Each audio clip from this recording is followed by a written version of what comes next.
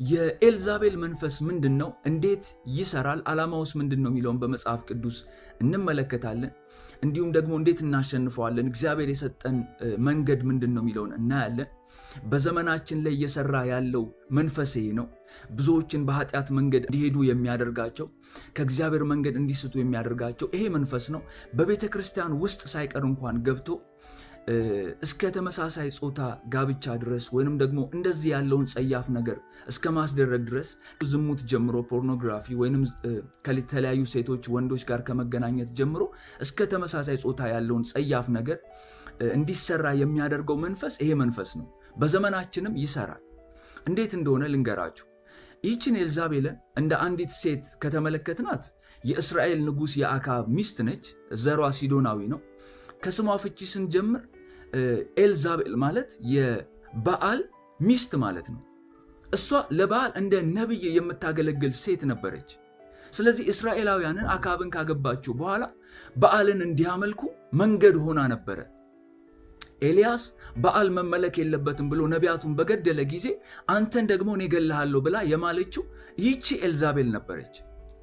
ስለዚህ በዓል እንዲመለክ መንገድ የምትከፍት ነበረች። በዓል በነገራችሁ ላይ እንዴት እንደሚመለክ ልንገራችሁ። የራሱ ቤተ ጣዖት አለው። ምስሉ የጥጃ ምስል ነው። እስራኤላውያን ከግብፅ ሲወጡ ጥጃ ሰርተው እንዳመለኩት ማለት ነው። በተለያየ የዓለም ሀገራት ራሱን የሚገልጥበት የራሱ የሆነ ባህሪ ቢኖረው ምልክቱ ግን ጥጃ ነው ወይንም ደግሞ በሬ ነው። ልክ እንደዛ በሲዶናውያን የሚመለከው በጥጃ በሬ ምስል ሲሆን የሚያመልኩት ደግሞ እንዴት እንደሆነ ታውቃላችሁ?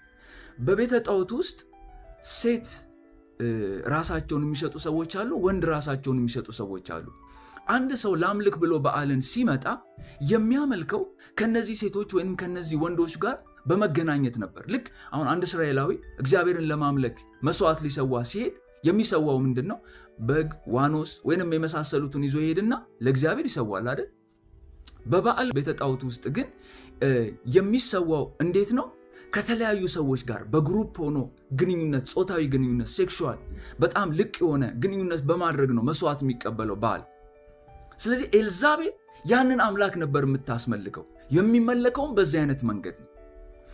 ይህቺ ሴት አዲስ ኪዳን ላይ ኢየሱስ ክርስቶስ ቤተ ክርስቲያን ውስጥ ገብታለች ብሎ በቲያጥሮን ላለው ቤተ ክርስቲያን መልአክ ይነግረዋል። ባሪያዎችን እንዲሴስኑ የምታደርገውን፣ ለጣዖት የተሰዋውን እንዲበሉ የምታደርገውን ኤልዛቤልን ስለምትተዋት የምነቅፍብህ ነገር አለኝ ይለዋል። አሁን እዛ ጋር ኤልዛቤል የተባለች ሴት ስላለች አይደለም እኮ። በእርግጥ ነው በቲያጥሮን ኤልዛቤልን መንፈስ የምታንቀሳቀስ ሴት አለች። ስሟ ግን ኤልዛቤል አይደለም። መንፈሱ ግን ኤልዛቤል ላይ ይሰራ የነበረው እርሷ ላይ ስለሚሰራ ነው።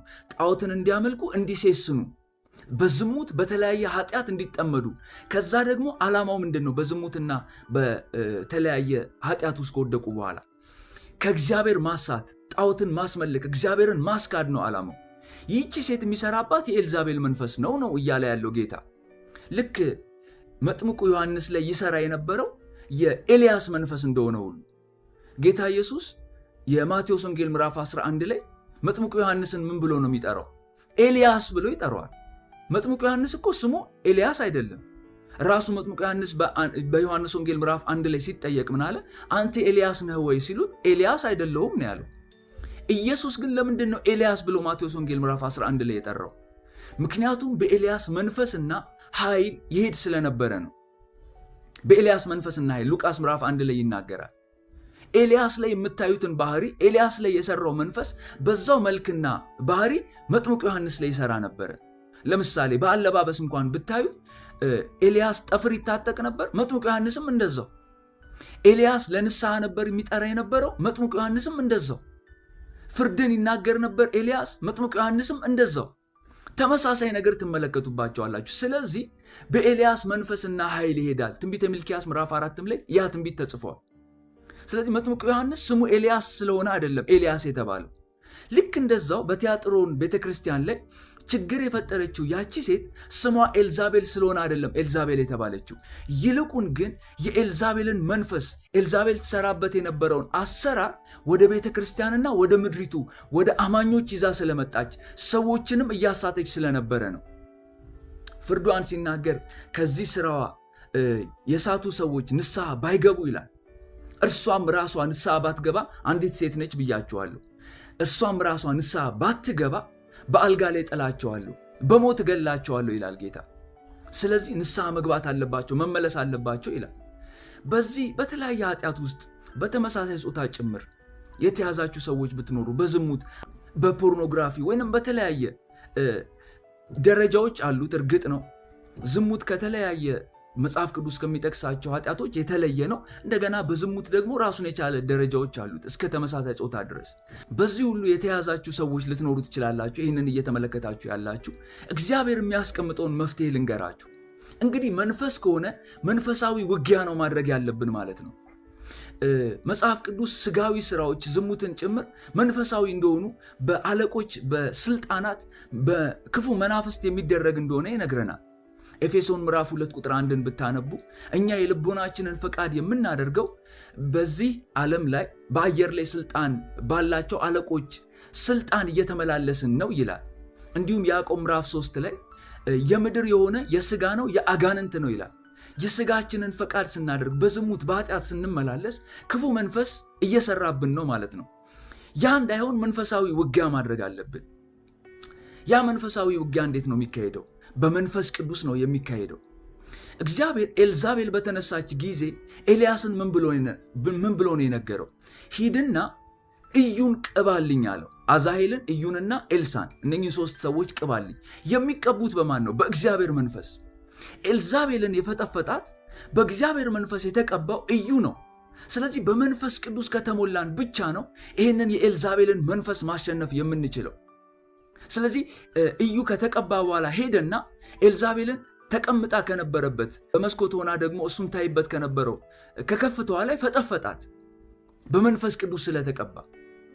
ሮሜ ምዕራፍ 8 ላይ እናንተ በመንፈስ የሰውነትን ስራ ብትገድሉ ይላል። የሰውነትን ስራ ምንገድለው ይህንን ክፉ መንፈስ የምናሸንፈው በመንፈስ ቅዱስ ተሞልተን ነው። ብትገድሉ በህይወት ትኖራላችሁ፣ በኃጢአት አትሸነፉም ይለናል። ኦኬ፣ ይሄ መንፈስ ቅዱስ ደግሞ በህይወታችን ላይ ኃጢአትን ለማሸነፍ እንዴት እንደሚገለጥ ይህንን መንፈሳዊ ውጊያ በመንፈስ ቅዱስ አድርገን እንዴት እንደምንዋጋና እንደምናሸንፍ በጣም ትልቅ ሚስጥር ልንገራችሁ። ኤፌሶን ምዕራፍ 6 ላይ ነው የምናገኘው። እንግዲህ መጋደላችን ከደምና ከስጋ ጋር አይደለም ብሎ ይነግረናል። ከዛ የእግዚአብሔርን የጦር ዕቃዎች ይዘረዝርልናል። ደረታችንን በጽድቅ ጥሩር እንድንታጠቅ፣ ወገባችንን በእውነት መቀነት፣ የራስ ቁር የመዳንን ራስ ቁር እንድንለብስ፣ የመንፈስን ሰይፍ እንድንይዝ፣ የእምነትን ጋሻ እንድናነሳ፣ እግራችንን በሰላም ወንጌል እንድንጫማ ከነገረን በኋላ ይህንን ሁሉ የጦር ዕቃ የምንገልጠው እንዴት እንደሆነ ይነግረናል። ዘወትር በልመና በጸሎት በመንፈስ ጸልዩ ይለናል። መንፈስ ቅዱስን በእነኚህ የጦር ዕቃዎች በህይወታችን ላይ እንዲገለጥ የምናደርገው በመንፈስ በመጸለይ ነው። በመንፈስ መጸለይ ማለት በልሳን መጸለይ ማለት ነው። አንደኛ ቆሮንቶስ ምዕራፍ 14 ላይ በአእምሮ ጸልያለሁ በመንፈስ ጸልያለሁ ይልና በአእምሮ መጸለይ ማለት በቋንቋ መጸለይ ማለት ነው። በመንፈስ መጸለይ ማለት ደግሞ በልሳን መጸለይ ማለት ነው ብሎ ይተረጉምልናል። ስለዚህ ዘወትር በመንፈስ ጸልዩ። መንፈሳዊ ውጊያን የምናደርገው በምንድን ነው? በልሳኖቻችን በመጸለይ። ይሄ ልሳን መንፈስ ቅዱስ የሚሰጠን ነው። ተረዳችሁት? ስለዚህ በመንፈስ ቅዱስ ይህንን የኤልዛቤልን መንፈስ ተዋግተን መጣልና ማሸነፍ ማለት በልሳኖቻችን ስንጸልይ ያንን ውጊያ እያደረግን ነው። ይሄ ኃጢአት ከህይወታችን ላይ ይቋረጣል። ይሄ ኃጢአት ከህይወታችን ላይ ይወድቃል። ጌታ ስሙ ለዘላለም ይባረክ። ይህንን ምስጢር እንዳትረሱ። ኤልዛቤልን የምናሸንፍበት መንገድ በልሳኖቻችን መጸለይ ነው። በቀን የሆነ ሰዓት እየወሰዳችሁ በልሳን ጸልዩ። የኤልዛቤል መንፈስ ከህይወታችሁ ላይ ይወድቃል። ተጽዕኖዋ በተለያየ መንገድ ሊሆን ይችላል። በፖርኖግራፊ ዝሙትን በማስደረግ በኃጢአት መንገድ በመውሰድ በተመሳሳይ ጾታ በዚህ ኃጢአት የተያዛችሁ በልሳን ጸልዩ። ይሄ መንፈስ ከህይወታችሁ ላይ ይወድቃል። ተባረኩ።